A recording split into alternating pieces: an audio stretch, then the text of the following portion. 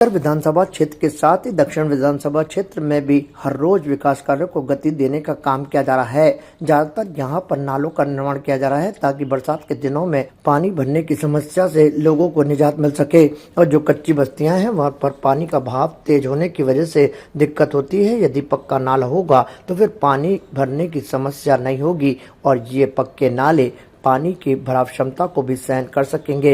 इसी कड़ी में विधायक अनीता बघेल ने दक्षिण विधानसभा क्षेत्र के वीर सावरकर उद्यान और जुलाल शेट्टी नगर से आरसीसी के नाला निर्माण कार्य का विधिवत पूजा अर्चना के साथ शुभारंभ किया। यह नाला निर्माण अजमेर विकास प्राधिकरण की ओर से 4 करोड़ 22 लाख रुपए की लागत से बनाया जा रहा है। उन्होंने कहा कि यहां पर दक्षिण विधानसभा क्षेत्र में जो भी विकास कार्य है उन्हें भी जल्द गति देने का काम होगा। साथ ही उन्होंने ये भी कहा कि जमीन जायदाद तो यहीं रहेगी, जल संरचनाओं को तो बख्श दिया जाएगा लेकिन अतिक्रमियों को किसी भी सूरत में बख्शा नहीं जाएगा, क्योंकि कई जगह पर अतिक्रमण लगातार देखने को मिल रहे हैं। उन्होंने कहा कि इस नाले के निर्माण से आने वाले दिनों में लोगों को काफी सहूलियत होगी। आपने देखा 3 करोड़ रुपए की लागत से हमने आगे से नसीराबाद रोड से इस तरफ यहाँ तक वीर उद्यान तक हमने ये नाला निर्माण कर दिया है।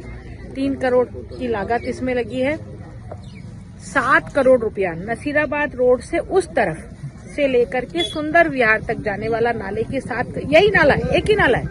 7 करोड़ लागत उस पे लगी है, 3 करोड़ इसमें लगी है। 10 करोड़ तक अभी हम लगा चुके हैं। आने वाला ये जो शिलान्यास हमने किया है, यहाँ से ये नाला पुनः निर्माण कार्य शुरू का नाला तो है ही, हम नाले का निर्माण नहीं कर रहे।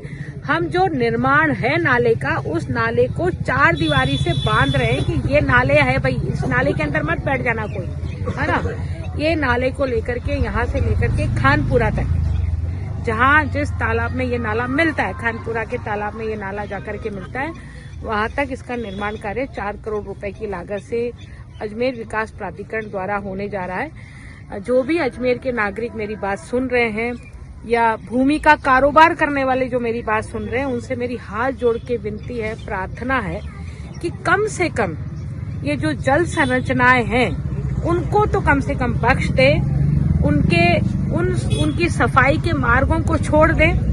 मैंने अक्सर देखा है एस्केप चैनल पर भी और यहाँ पर भी, आप देखिएगा ये नाले की दीवारें हमने बना दी है ना।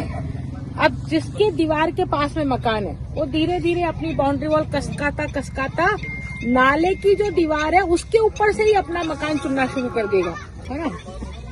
वो ये भूल जाते हैं कि ये जमीन जायदाद सब हम यहीं छोड़ करके जाने वाले हैं, कोई लेकर के नहीं जाने वाला, परंतु पूरी जनता को परेशान इससे होगी है, क्योंकि सफाई नहीं होगी। फिर नालों की नाले तक जाने के लिए सफाई कर्मचारियों को कोई रास्ता नहीं मिलेगा और वो सफाई नहीं कर सकेंगे। इसलिए मेरी आम जन से ये अपील है आप सब चैनलों के माध्यम से कि कम से कम नालों की जगह छोड़ दें।